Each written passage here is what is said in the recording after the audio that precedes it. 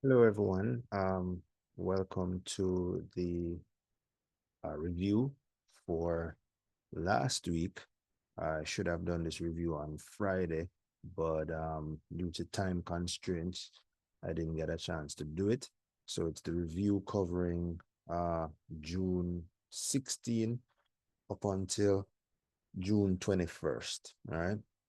So I'm going to go over what happened during the week and what I did, what we did wrong, if anything, and so we can improve for next week. All right. So let's just begin with prayer as usual. God, we just give you thanks and praise for your goodness and for your mercy and for your love. Thank you again for another exciting trading week. And we ask that you'll just be with anyone watching this video. May it be instrumental in helping them to improve in the process. We thank you and we love you. Amen. All right. So last week, as we know, it was a shortened trading week because Wednesday was the Juneteenth holiday here in the United States. Um, Nonetheless, there were moves that were made on the markets that we could capitalize on. But for the early part of the week, towards the middle part of the week, the volume tended to slow down a bit. All right. Now let's go over it real quick. So remember, I told you NASDAQ is primarily a bullish instrument. And because of that, we are focusing on the higher lows to the higher highs. Okay.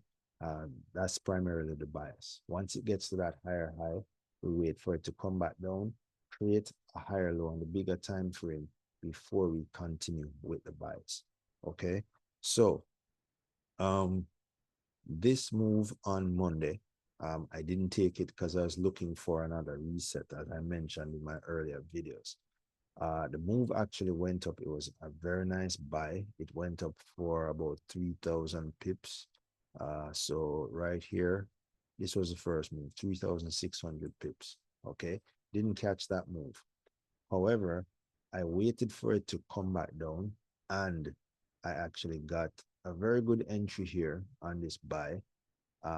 Came in on this buy for 19,887.10. I was anticipating it going here to the take profit. Now, look at this. So the move actually went up and it was over 2,000 pips. It actually came here, it was 2,300 pips. Didn't take it because, of course, I was waiting for it to go to my take profit. And we knew what happened. Market fell, came all the way down here. Okay. And of course, I'm now in the red. Okay. So now it retraced 1,900 pips. Okay. What does that mean for me? Now, remember I mentioned to you, I'm trading the bigger time frames. So I'm waiting for those higher lows on the bigger time frames. And then I continue with my buys.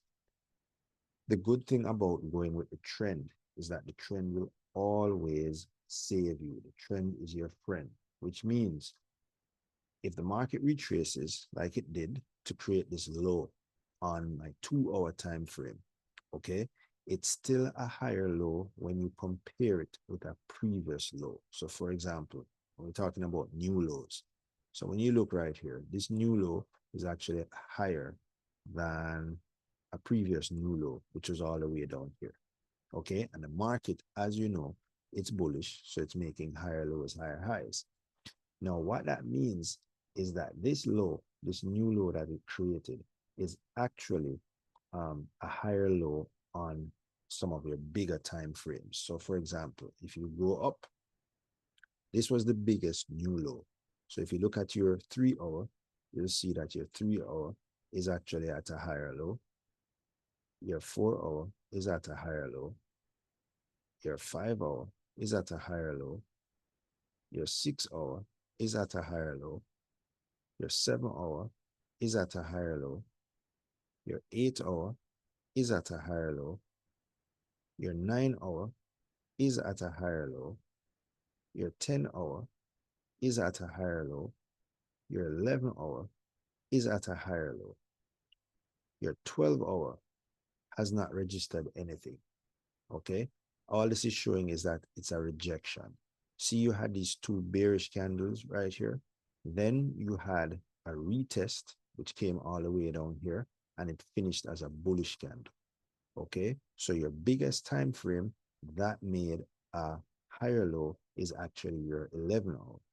Okay, now one of the things that you want to look at is you want to make sure that you have actually hit your lowest point before continuing the move towards the upside.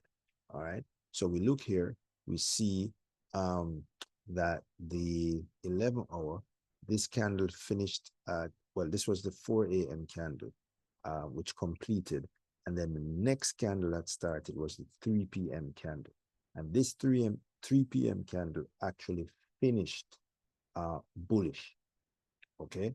Actually finished bullish, which tells you that it's the end of the week, which means your weekly candle expired, your daily candle expired, and all other candles below have expired, which means coming for the new week, you are now going to start a fresh new set of candles. Okay, and with a fresh new set of candles coming from a low, you're expecting that that high is going to be made. Now remember, the market is in fact making higher lows, higher highs. So at this point in time, you're expecting that the price is going to come up to create another higher high. Now, if it doesn't, since this is the biggest time frame that created a higher low, all you really want to see is where your highs are going to fall. So if this comes up and creates a lower high, okay, it's all good, okay? Because what you want to understand is that once it makes a higher low, once it makes a lower high, it means that all your time frames are going to be in a high position, okay?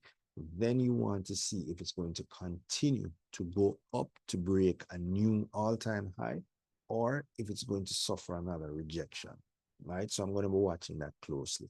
But in the event I'm not trading on these bigger time frames, what I do is I use the bigger time frames to tell me the direction of the trend, of the current trend, and then I use my smaller time frames to get my entries.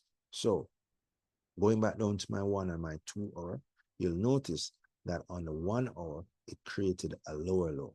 Okay, it came up, it made a lower high, which means you're expecting it to come down to make a lower low if that was a trend.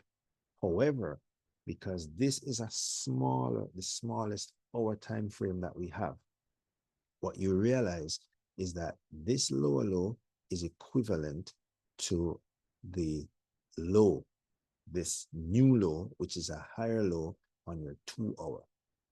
Okay, and then once it hit this lowest point, notice that in the next 2, 4, 6 hours after it created this, okay, you had candles that basically had rejection. So you see right here, this is an area of support and resistance. So for example, if we put a line right here, you will notice that's a support, a support, and resistance area. All right. So right here, you notice price came down, tried to push down, you got a rejection. Then you had the price start buying, and you had a whole bunch of consolidation right within this area where price failed to break this line. Several times it came here and tried to break this line and failed, okay, before ending the day on Friday with a bullish candle, which suggests to you that there's some amount of buying that's going to take place. Now remember, I'm not trading for the sells, I'm trading for the buys. So my next exit point, I'm looking to see what type of high my 2 hours made. So that's basically why I held the trade for last week. I held the trade because it's a bullish instrument. We're making higher lows, higher highs, okay? Which means my bigger time frames are still showing me that it's making higher lows, higher highs. So now I'm at a higher low, expecting the move to continue to go on to the higher high. So that's the week in review for last week. I hope this video has been instrumental in helping somebody. I will be posting a new video which actually shows you what my analysis is going to be for next week, along with my new lines and everything like that. So thank you again for watching. Have a blessed weekend. Stay safe, and I'll see you in the next video. All right, take care. Bye-bye.